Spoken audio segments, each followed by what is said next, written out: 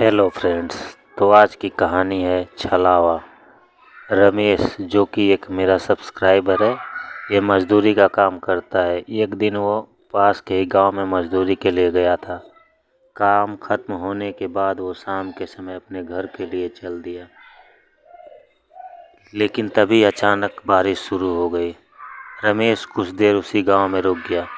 फिर जब बारिश बंद हुई तो रमेश वापस घर की तरफ चल दिया, मगर तब तक अंधेरा हो चुका था।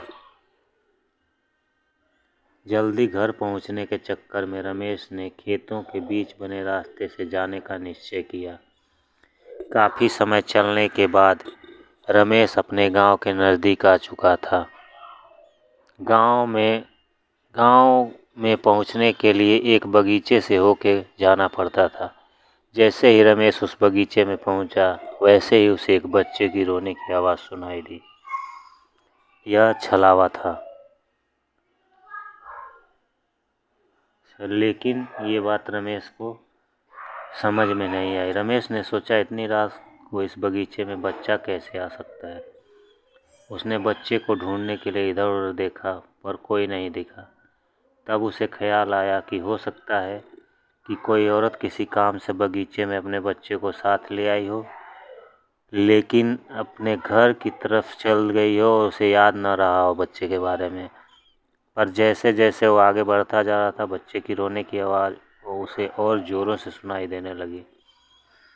रमेश ने फिर सोचा, हो सकता है कि वो औरत किसी परेशानी में फंस गई होगी, मुझे मदद करनी चाहिए। फिर जिधर से आवाज़ आ रही थी, रमेश उधर ही जाने लगा। कुछ दूर पहुंच के उसने देखा कि एक 6-7 महीने का बच्चा एक पेड़ के नीचे लेटा हुआ है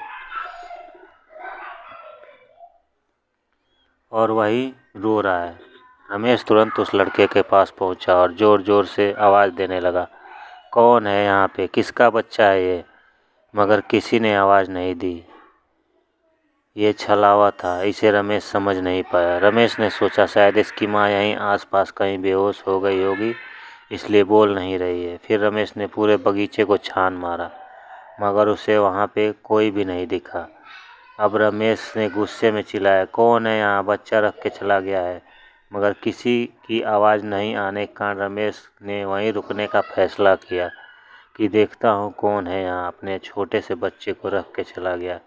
थोड़ी देर में तो आ ही जाएगा, तब उसे डांटूंगा।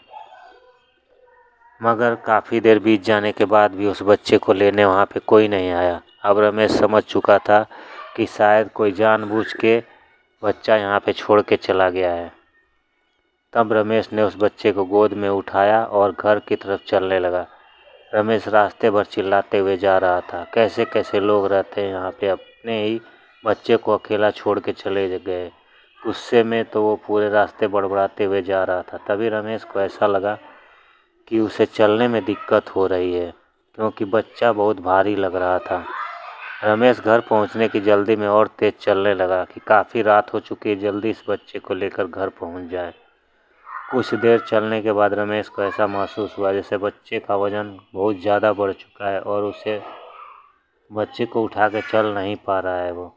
जैसे ही रमेश ने बच्चे की तरफ देखा, उस बच्चे की एक आंख बाहर की ओर लटक रही थी और उसके पैर ज़मीन पर टच होने ही वाले थे, और बच्चा रमेश को देख के बहुत ही भयानक तरीके से हंस रहा था। रमेश इतना देखते ही डर के मारे उस बच्चे को फेंक दिया। फेंकने के बाद वो बच्चा गिरा नहीं, हवा में ऊपर ही लटकने लगा और ज़ोर ज़ोर से हंसते हुए बोला, क्या हुआ, मुझे अपने घर नहीं ले जाएगा तू?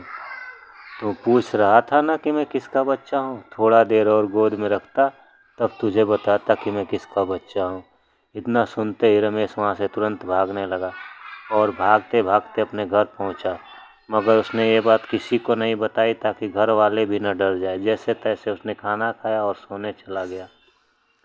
अभी रमेश को हल्की नींद लगी ही थी कि फिर उसके घर के बाहर बच्चे की रोने की आवाज़ आने लगी, जिससे रमेश काफ़ी डर गया और उसने सोचा कि अब इस बात को घर वालों को बताना ज़रूरी है।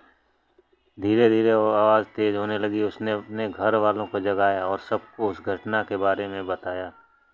फिर उसने कहा कि वो बच्चा अभी भी घर के बाहर रो रहा है, मगर घर के किसी के किसी भी सदस्य को ना बच्चे की आवाज़ सुनाई देती थी और ना ही वो कोई भी आहट सुनाई दे रही थी। वो आवाज़ बस रमेश को ही सुनाई दे रही थी। उसके बाद रमेश के घर वालों ने गांव के ही एक बाबा को बुलाया, जिन्होंने रमेश का इलाज किया, जिससे और उसके हाथ में धागे बांधे, जिससे कि उसको बच्चे की रोने की आवाज़ सुनाई देनी बंद हो गई और वो शांति से सो सका। वो उस दिन के बाद से रमेश कभी भी देर रात को कहीं भी जाते समय किसी भी आवाज़ की तरफ बहुत सजग होके जाता था। ऐसे ही नहीं चला जाता था, क्योंकि वो डर चुका था एक बार की घटना के कारण, इसलिए अब वो सतर्क रहता था वहाँ जाते के समय।